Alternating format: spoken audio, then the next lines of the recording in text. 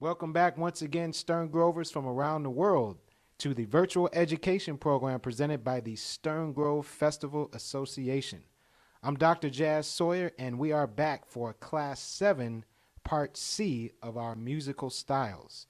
So today we're going to talk about Afro-Cuban music and a couple styles you'll recognize at one of the festivals. So let's go ahead and begin.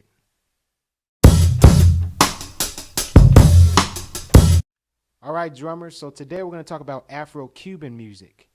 Now, usually when we hear the term Latin or Latin jazz, it's a very broad term because Latin includes many different countries, including Venezuela, the Dominican Republic, Puerto Rico, Brazil, the list goes on and on. So remember, when you hear that term Latin, it's very broad, but when we're talking about it in music, it tends to lean towards some of the more common music you will find in jazz or in Latin jazz. Quite simply, Afro-Cuban music is a blend of roots from the African diaspora merged with the Latin tinge. The Latin tinge is its own rhythmic approach that, yes, is rooted in the African diaspora, but has its own flavor, its own sabor, okay? And one of the important things that comes out of the Latin tinge is the clave. Now, the clave in Spanish means key. And so what we're going to talk about today is the clave and how that relates to the other parts of the styles. The clave is a 2-bar phrase, so we're going to have some fun with this one. So I'm going to clap it for you one time just so you can get your head around it, okay? Here we go. 1, 2, 3, 4.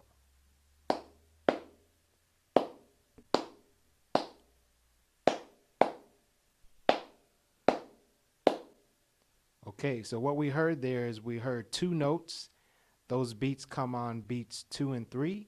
And then in the second measure, we have beat 1 that has a little extra 8th note on it, so it lasts a little longer. 1. Then we have the and of 2. And then we play simply on beat 4. Right? So one more time. 1, 2, 3, 4. 1, 2, 3, 4. 1, 2, and 3, 4. We also talked about some of the early musicians from New Orleans that created their own sound with their bands, including Buddy Bolden, Big Spiderback, Jelly Roll Morton, Ma Rainey, and so on. But there were also Cuban musicians that were making their own style with that same type of approach to using rhythm, tradition, harmony, and creating something new. Some of those early musicians included Israel Cachao Lopez, one of the bass players and pioneers of danzón and simply son music, which would eventually develop into the American sound called MAMBO.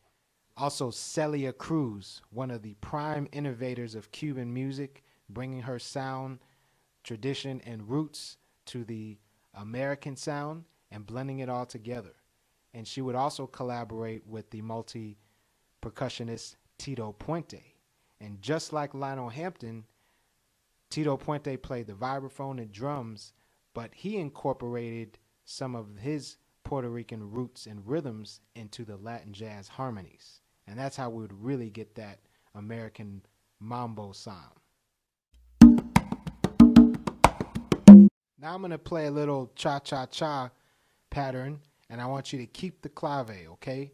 So I might leave the clave pattern so I can play some of the other parts that are in the cha-cha-cha, such as the conga part. I'm going to play on my high tom here, and then I'm going to play a guida part on my hi-hat. Okay, so let's see how that works out. 1, 2, 1, 2.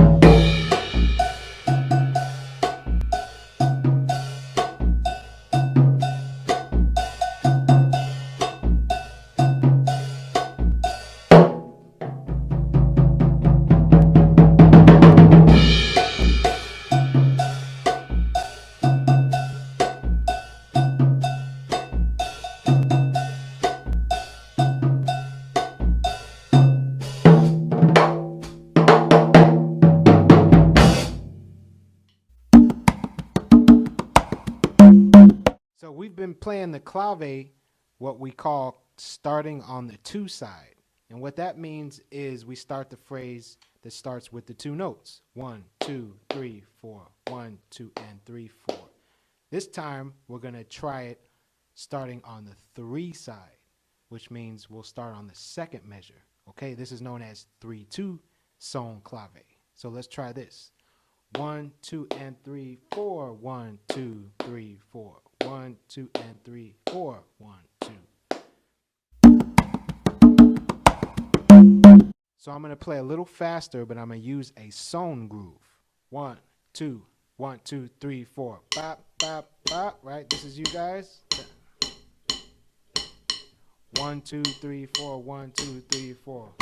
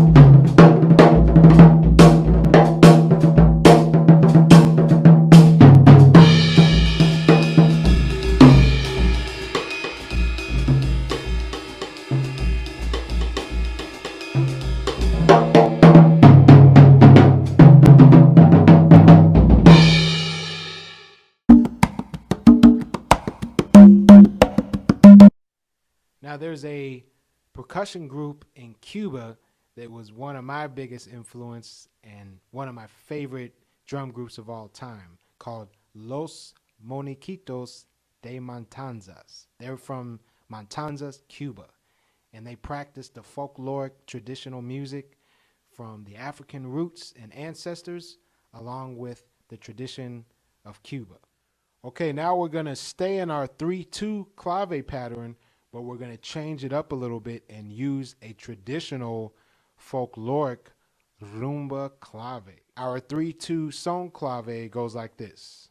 1, 2, 3, 4. Bap, bap, bap, bap, bap, bap, bap. Okay, now what we're going to do is change up the first measure a little bit. So instead of beat 4, we're going to play on the and of 4. So we have 1, 2, and 3, 4, and 1, 2, 3, 4. 1, 2, and 3, 4, and 1, 2, 3, 4. So you can hear that punch, right? The second measure, the 2 quarter notes stay the same, but again, we're just changing that and of 4 instead of beat 4 in the first measure. Okay, so 1, 2, and 3, 4, and 1, 2, and 3, 4, and 1, 2, 3, 4. 1, 2, and 3, 4, and 1, 2, 3, 4.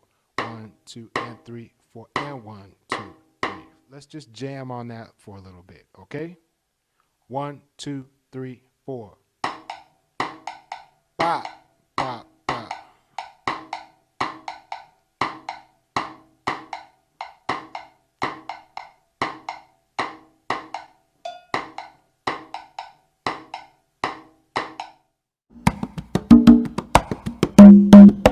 2, 1, 2, 3, 4.